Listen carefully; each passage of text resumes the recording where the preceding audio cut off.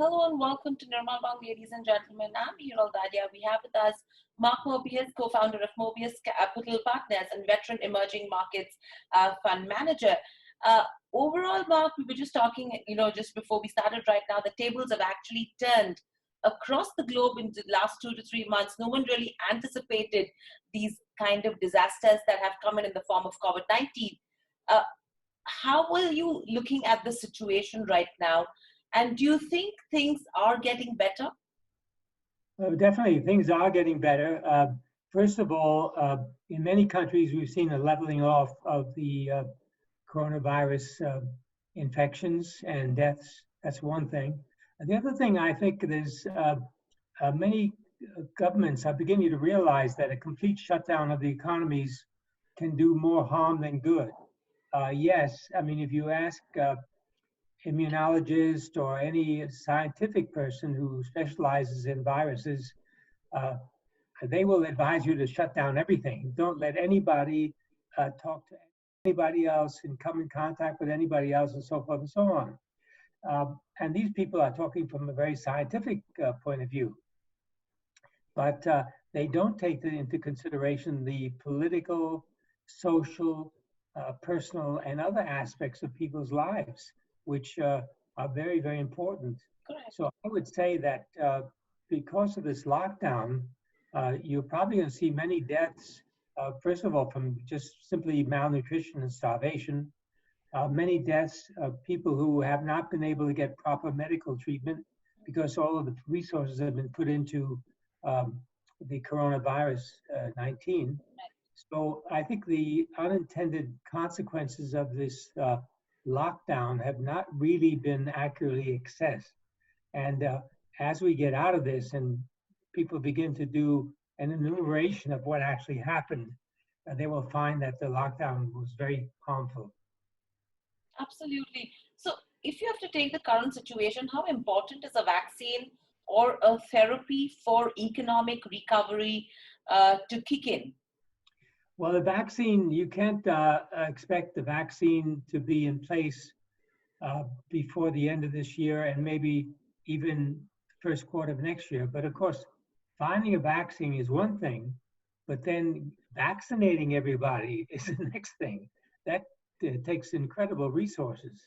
Not going to be easy to do. So I don't think we can wait for a vaccine.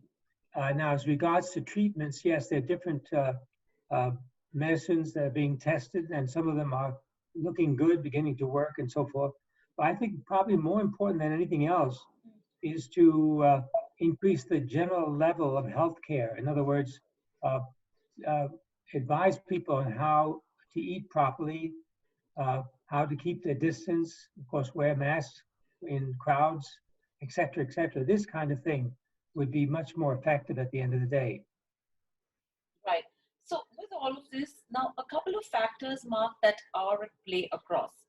Firstly, we're already facing a medical crisis. Secondly, if you have to see in terms of the economies around the world, there is a complete lockdown coming in there. We did see a major sell-off that happened in terms of crude prices with the kind of multi-decade lows that we've already hit on that front. And there is unprecedented action that we have been looking at with what central bankers are doing in this time. Now, if you have to look at all of these factors that are coming in, how does one actually see as to what is, what are we looking at going ahead? Well, first of all, there will be a recovery. And, many people ask me, is it going to be a V-shaped? Is it going to be U-shaped? I said, well, it could be a W-shaped. In other words, you could have a recovery and then it comes back and down again. But it looks like we're now in a recovery, in a V-shaped type of recovery. If you look at the stock markets around the world, they're recovering. And that usually precedes the recovery of the economies. So I think in that sense, we're looking in pretty good shape. You must remember, when you have a complete lockdown, as we've faced, once people are free to go out shopping, they're going to rush to the shops and begin shopping pretty aggressively. So you could see a very quick recovery once this lockdown is over. So Mark, could you stick out your neck and actually literally say that the worst is then behind us? Yes, I believe the worst is behind us, definitely. Okay. And across economies, the kind of impact that we've seen, which are the markets do you think that would be rebounding? Which are the markets that would be springing up fastest? Well, we've already seen China doing fairly well. And I believe that India will also be able to recover very nicely Hmm. going forward, simply because people are so entrepreneurial and they're willing to get out there and recover. But you really can't point to any specific country at the end of the day because there's still a lot of experimenting going on. For example, I know that Brazil has been criticized for not having a complete lockdown, but who Hmm. knows? Uh, the fact that they've opened the economy may actually save a lot of lives. As I mentioned, there are a lot of other factors that come into play. So the jury is really still out as to which countries can recover the fastest. My guess is that those countries that are able to move out of the lockdown will be able to recover much faster. Right. So with all of this, the concern that we're looking in terms of India mark is that are we seeing a deja vu in terms of equity markets of 2008 or even the previous crisis that we had faced as well? Because again, this is a bear market that everyone is treating 2020 as well. I mean, also a bear market. Now we are seeing those bouts of recovery that are coming in. Would you compare this to 2008 as well? Yes, it's very comparable to all of the bear markets we've seen since the late 80s. Uh, all these bear markets have the same characteristics. They come down very suddenly. They're very surprising to a lot of people. They move down anywhere between 23 to 80%. The average, by the way, the studies that we've done show that the average is about 50% decline. Uh, and they usually last no more than 2 years, a little less than 2 years. That's the average. Of course, the range is very wide. But in India, these bear markets tend to be more frequent than what you see in the U.S.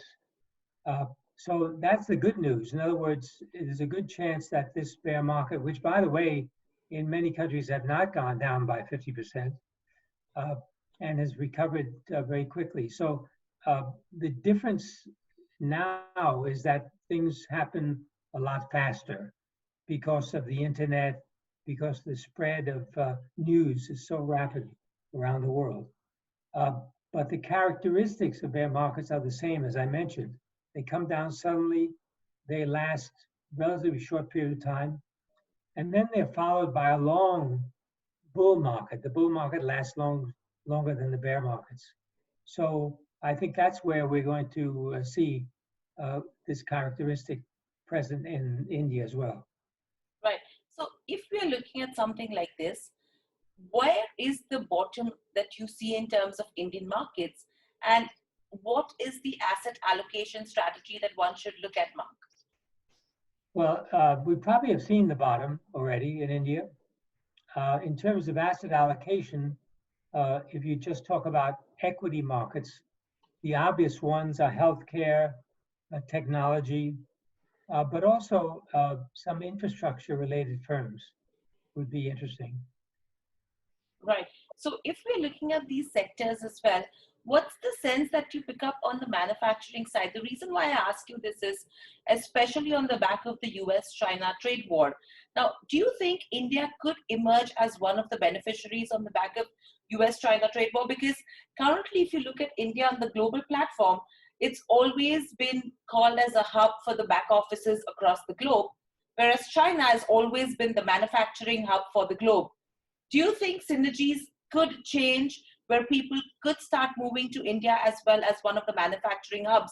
And yeah, probably we could not, we would not be able to uh, compete with China directly, but at least start supplementing China on the manufacturing side. And that could be, sectors that we should be watching out for from a longer term perspective.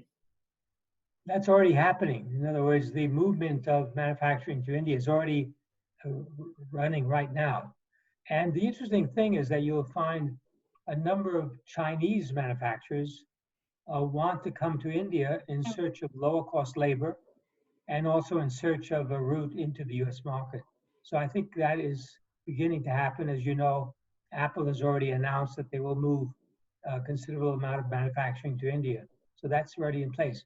The speed at which it takes place and the extent to which it takes place will depend on each of the states in India moving towards a more open economy, easier to get raw materials in and finished products out, number one.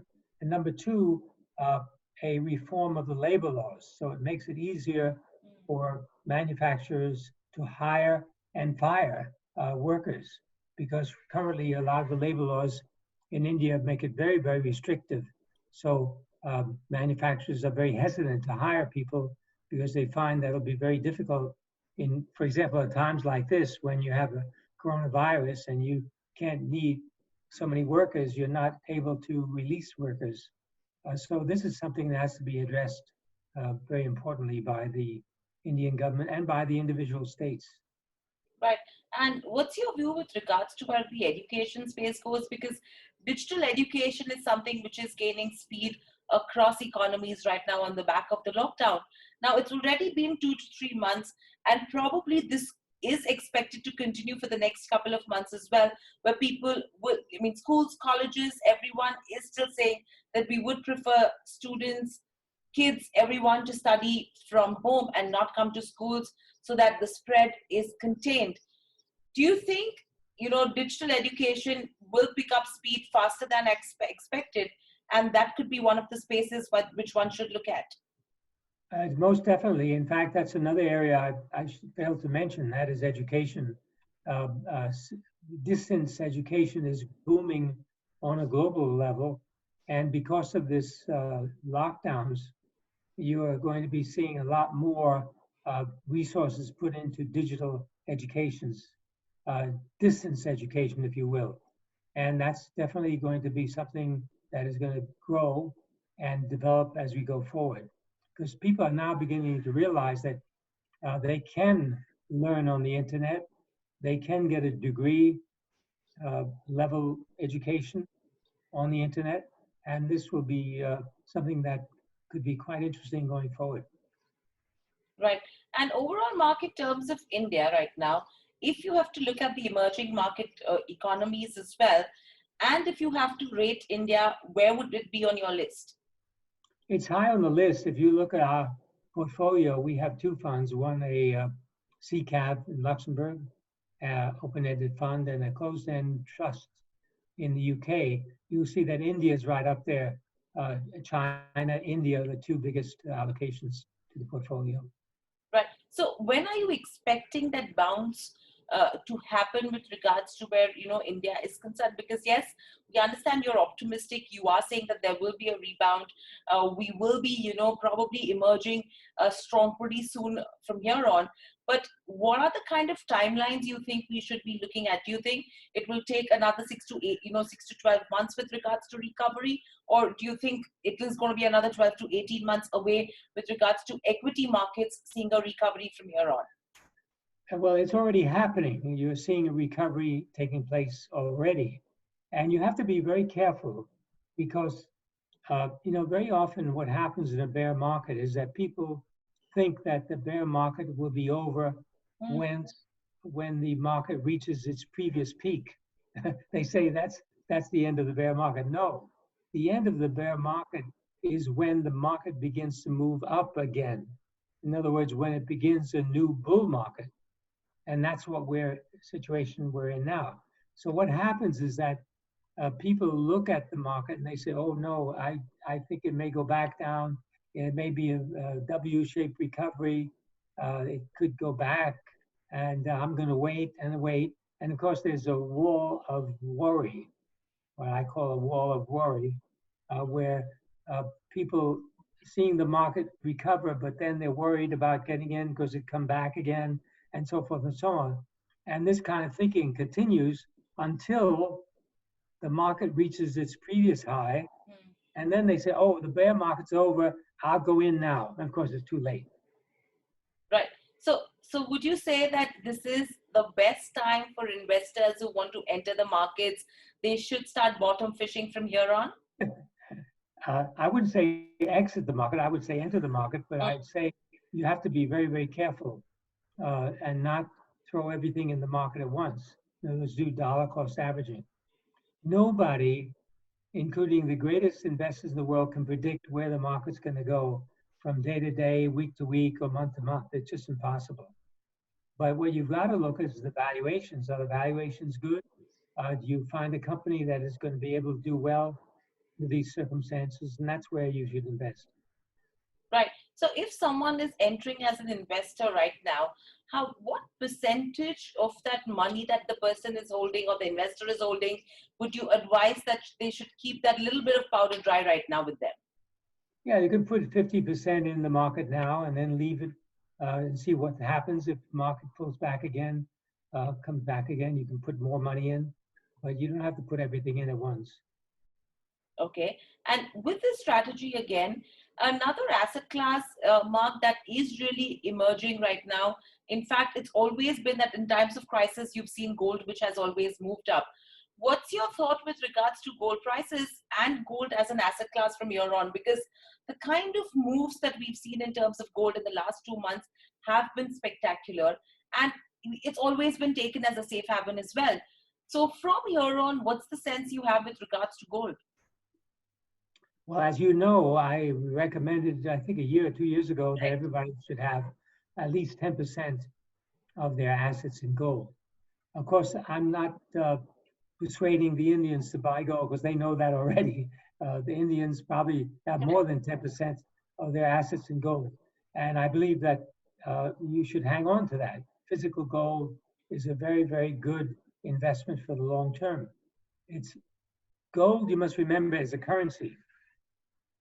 It doesn't pay dividends.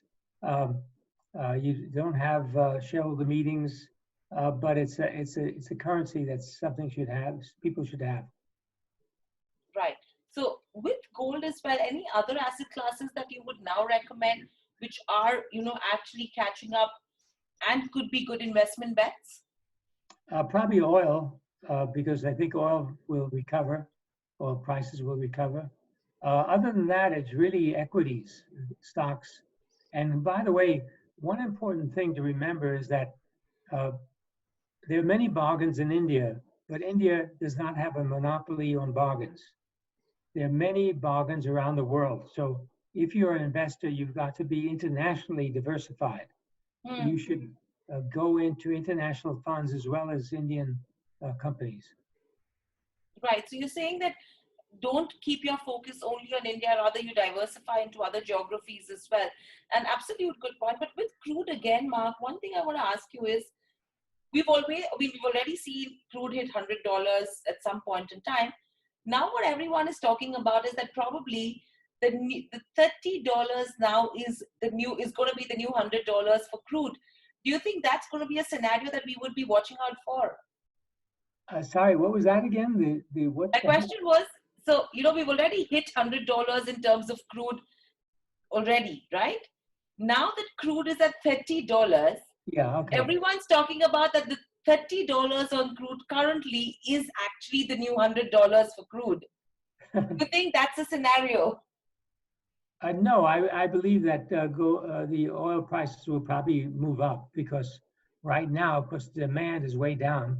Nobody's driving. You must remember, transportation takes the largest part of oil resources, automobiles, buses, locomotive, whatever. So that's something you have to keep in mind. Once people begin to drive again and travel, air travel will recover, then the demand for oil and oil products will increase. So yes, I think there's a good chance it will be moving up. Right.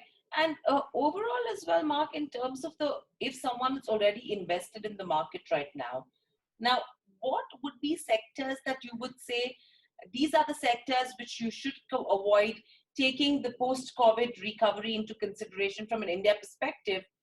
You've already told us that yes, healthcare, education, infrastructure, and technology-led manufacturing, these could be sectors that could be booming from here on. But what would be on your avoid list completely? Well, it's not a sector. I would not avoid any sector because there are many sectors where you can find good companies. The key now is to avoid companies with debt.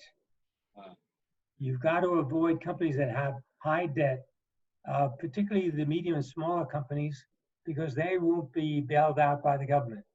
They will be allowed to go bankrupt. So you've got to look at the balance sheets very, very, very carefully and avoid companies, regardless of what sector, that have high debt. Right. So if you have to look from this perspective, what's the view that you hold on the financials? Because if you see in terms of Nifty as an index as well, it's again finance heavy. Now, if you look at the financials, everyone is looking at the policies, the reforms, the kind of stimulus packages that the government has given in India. What's your view on it? Because everyone was looking at a fiscal stimulus, but the stimulus has come in the form of a credit stimulus. What is your sense on that front? Well, there's no question the non-performing loans are very, very high.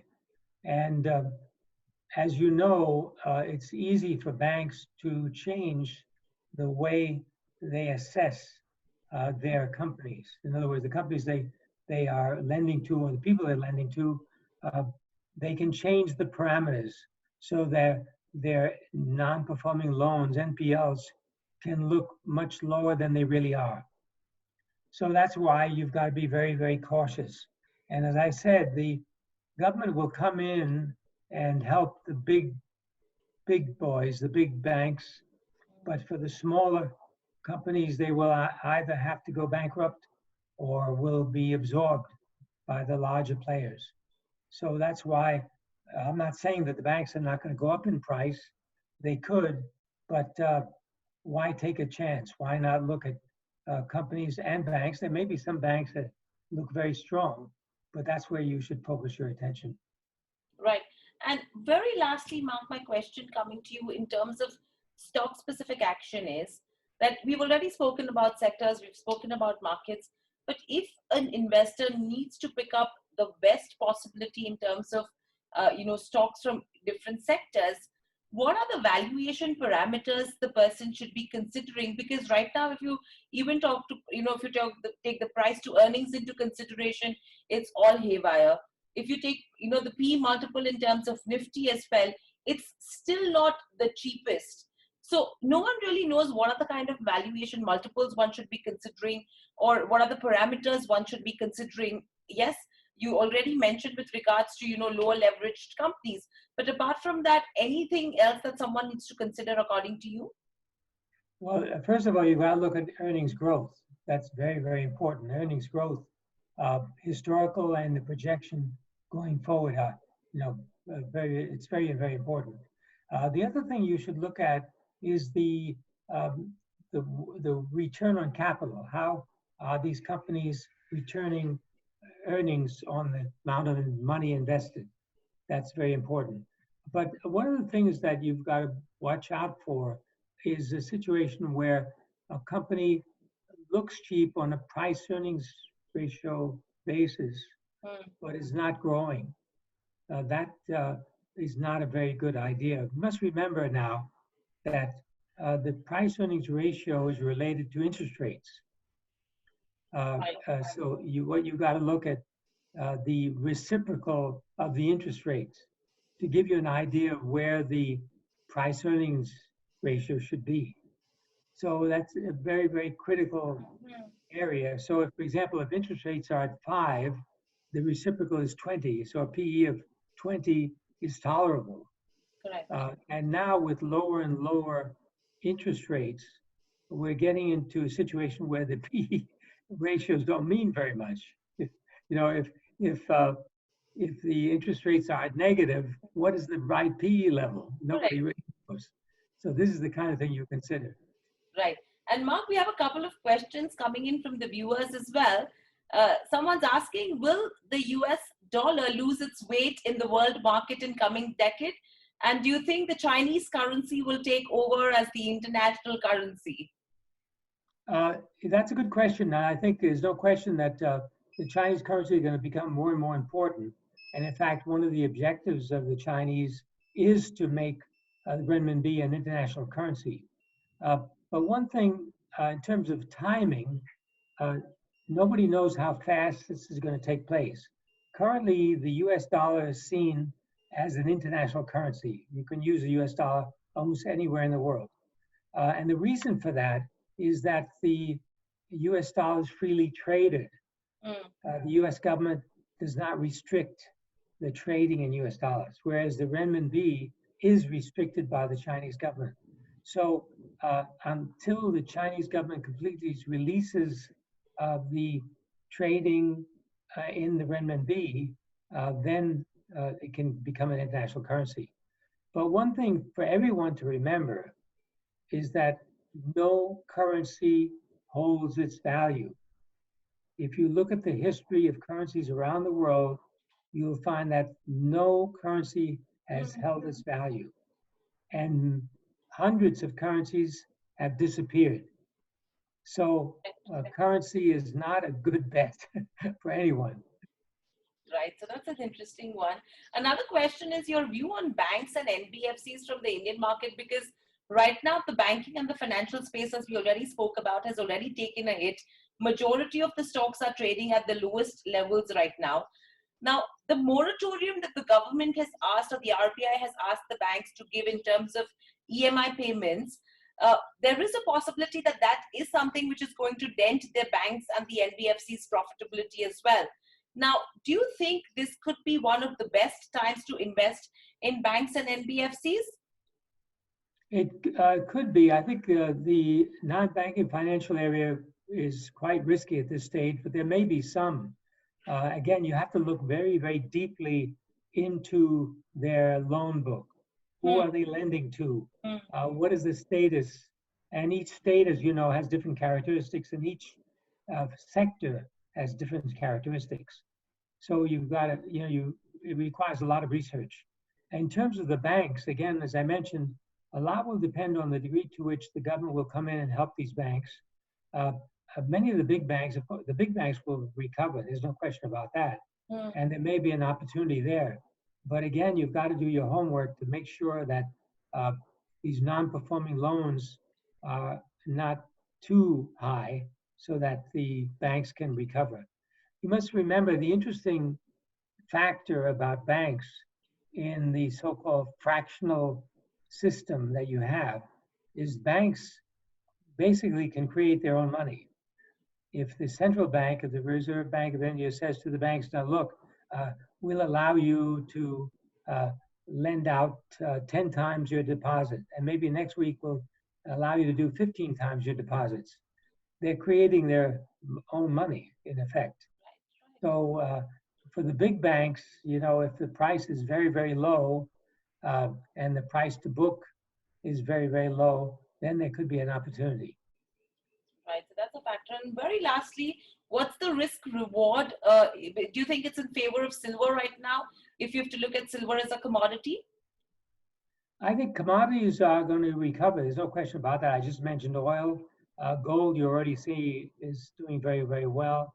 And some other commodities you'll see recovering going forward. Again, as the lockdown disappears, the demand for these products will increase. Right.